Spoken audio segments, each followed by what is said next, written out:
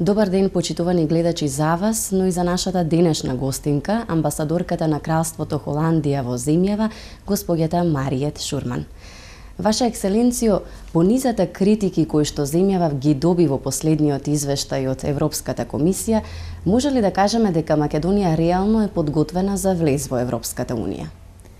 Well, I think as has been said about the EU progress report, it is a mirror to Macedonia on where it stands on the way to Europe. And it's very positive that the recommendation stands for Macedonia to start accession negotiations. And I think that is when the real process starts for Macedonia to prepare itself for full membership. Во извештајот беа споменати забелешки во однос на борбата против корупцијата, судството, јавната администрација, слободата на медиумите. Како вие ги оценувате напорите на надлежните во спроведувањето на реформите кои што од нас се бараат? Yeah, well, I think as the progress report is balanced. It recognizes that some progress has been made, but also that some more efforts have to be put into some spheres, particularly those that affect rule of law. So indeed, administrative and judicial reform, fight against corruption, media freedom, more needs to be done. And I would support that. And I think in the end that's in the interest to all Macedonians to really have a proper functioning of the rule of law. It will benefit all citizens, but also the private sector. Може ли да констатираме дека тие се најголемите слабости на македонското општество или еве каде вие ги лоцирате најголемите слабости? I wouldn't talk about weaknesses of society. Societies exist and they transform itself continuously for all its society, and all societies have their challenges. And indeed, I think for Macedonia, these are challenges in the field of rule of law. I think the most important thing for societies is to clearly identify where the challenges are and to promote a debate within society, amongst the different communities, on how to resolve those and to collectively develop a vision for the future, for where Macedonia wants to be, and how it will give its own interpretation to what it means to be, let's say, unity and diversity, which is what Macedonia is about, which is what Europe is about. Деновиве актуелен е пописот. Дали неговиот неуспех може да влијае на меѓуетничките односи во земјава? Well, census obviously is meant to be an objective exercise, an objective head count, and it can only be successful if it's done in an open, transparent and credible way so that the result is acceptable to all. Well, we have seen obviously that there were issues around the census. That is unfortunate, but I wouldn't say that that is a failure of the census. It just clarifies that there are still issues in Macedonian society when it comes to cooperation between the communities that need to be addressed.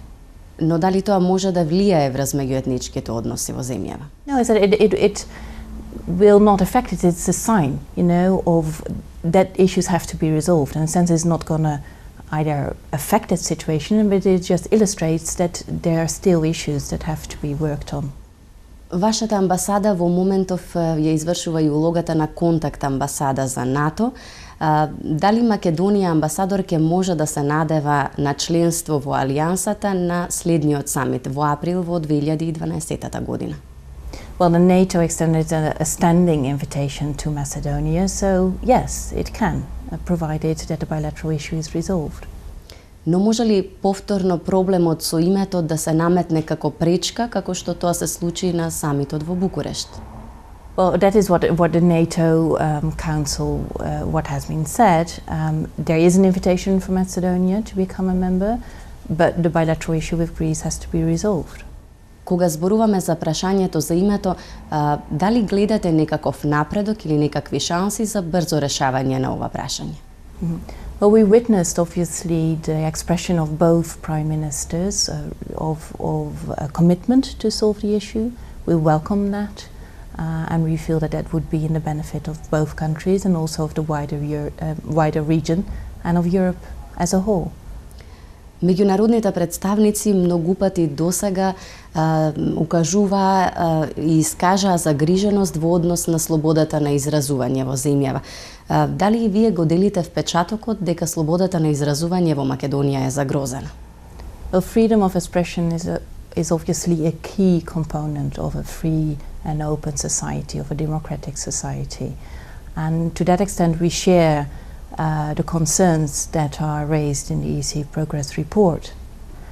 And I think what is important for freedom of expression is the rule of law. It is the equality of all citizens before justice, before the laws, and that also entails protection of journalists, so that there are protections against any possible risk of selective justice, which could in the end lead to self-censorship.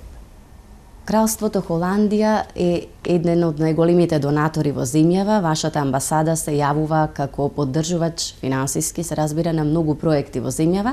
Во таа насока, колку сте задоволни од резултатите кои што ги гледате наоколу?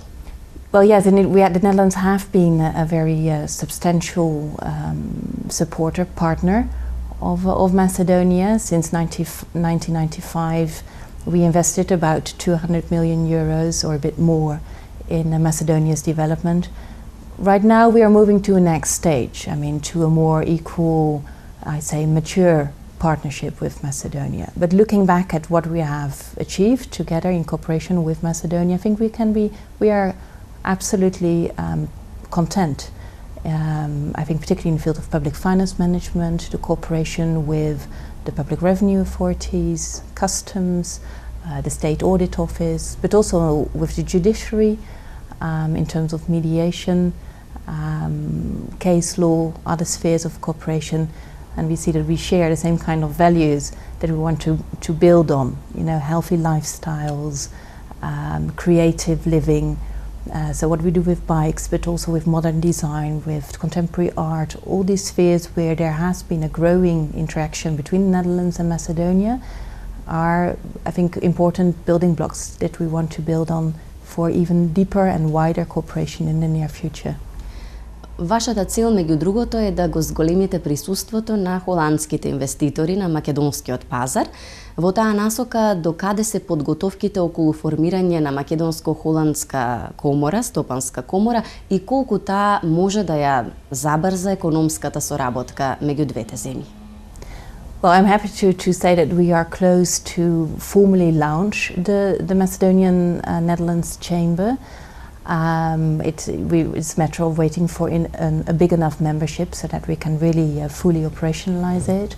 And obviously, as you said, the promotion of bilateral trade and bilateral investment is one of our core tasks, and we are committed to continue our efforts there. So far, we've been very pleased with the cooperation that we have with the Macedonian government in different sectors, be it tourism, but also agriculture, food, ICT, telecommunications, steel and construction. There's a lot of spheres where we have seen an increase of Dutch investments in Macedonia in the past couple of years, and that is something that we want to further develop and further increase. Амбасадорке, холандските туристи се често во Македонија. Кои се нивните импресии за нашата земја? Yes, as we say, people vote by their feet. So looking at the Dutch tourists, I think it is explanatory that the first Dutch tourists that came here in May were already back in August, and already we have the first bookings for next year. So I think that it's quite clear that the Dutch tourists that came were very happy here. They were happy with what was on offer. And they are eager to come back. So they are very pleased. And I must admit that actually we had more tourists this year than we anticipated. We got close to the 20,000 Dutch tourists this year to Macedonia. So we are engaged to continue working with the government on further developing that on the basis of the action plan that we drafted.